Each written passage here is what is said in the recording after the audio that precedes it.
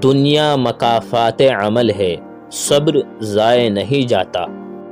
دوسروں کو میلا کرنے سے خود کا کردار اجلا نہیں ہو جاتا۔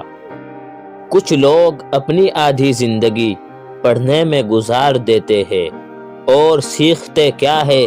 دوسروں کو نیچا دکھانا۔ قرآن پاک بار بار کہتا ہے، نا امید نہ ہو، کمزور نہ پڑو، غمگین نہ ہو، بے شک اللہ ہر چیز پر قادر ہے۔ توکل جب تمہیں یقین ہو جائے کہ اللہ تعالیٰ کے فیصلے ہی تمہارے لیے بہترین ہے۔ صبر کی حقیقت تو یہ ہے کہ جو ہوا اللہ کی مرضی سے ہوا اور آگے بھی جو ہوگا اللہ کی مرضی سے ہوگا۔ طوفان میں کشتیاں اور گھمنڈ میں ہستیاں اکثر ڈوب جاتی ہے۔ اپنوں سے ایسی لڑائی نہ لڑے کہ لڑائی تو جیت جائے مگر اپنوں کو ہار جائے۔ گندی سوچ اور پاؤں کی موچ کبھی انسان کو آگے نہیں بڑھنے دیتی۔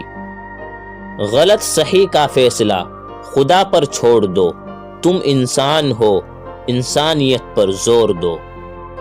ہم نے آداب کے چکر میں قرآن پاک کو اتنا اونچا رکھ دیا کہ اب ہاتھ نہیں پہنچ رہا ہے۔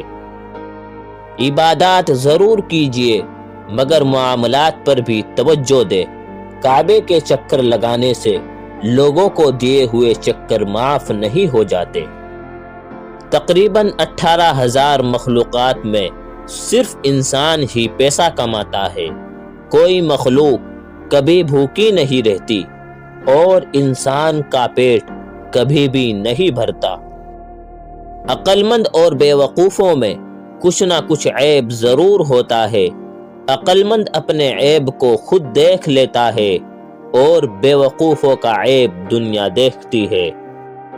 میں آج تک اپنی خاموشی پر نہیں پچھتایا، جب بھی پچھتایا اپنے بولنے پر پچھتایا۔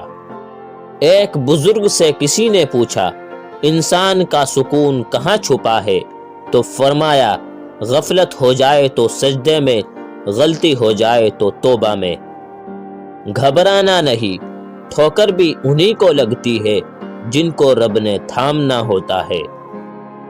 جب کسی کم ظرف پر احسان کرو تو پھر اس کے شر سے بھی بچو۔ باتوں کی مٹھاس اندر کا بھید نہیں کھولتی۔ مور کو دیکھ کر کون کہہ سکتا ہے کہ یہ سانپ کھاتا ہوگا؟ وقت جب فیصلہ کرتا ہے تو گواہوں کی ضرورت نہیں پڑتی۔ بے فائدہ ہے زندگی میں لوگوں کا ہجوم، پرخلوص جو مل جائے تو ایک شخص ہی کافی ہے۔ کچھ نیکیاں ایسی بھی ہونی چاہیے جن کا اللہ تعالیٰ کے سوا کوئی گواہ نہ ہو۔ کچھ قرض ایسے بھی ہوتے ہیں جو چاہنے کے باوجود بھی چکائے نہیں جا سکتے۔ مرد اپنی جوانی کے اعمال سے اپنی بیٹی کا نصیب لکھ رہا ہوتا ہے۔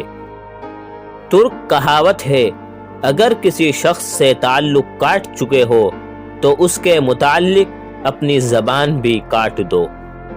اے اللہ، جو میرے مقدر میں نہیں لکھا اس کی کوشش اور تمنا میں مجھے مبتلا نہ کرنا، اور جو میری تقدیر میں لکھ دیا ہے اسے میرے لیے آسان کر دینا۔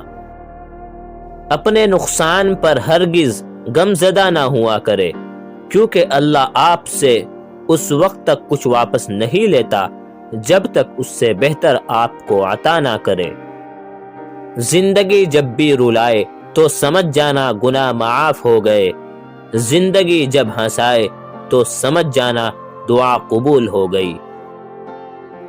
نبی کریم صلی اللہ علیہ وسلم نے ارشاد فرمایا، میں نے اللہ تعالیٰ سے دعا کی کہ یا اللہ، میری امت کے لیے اس کے سویرے کے کاموں میں برکت عطا فرما۔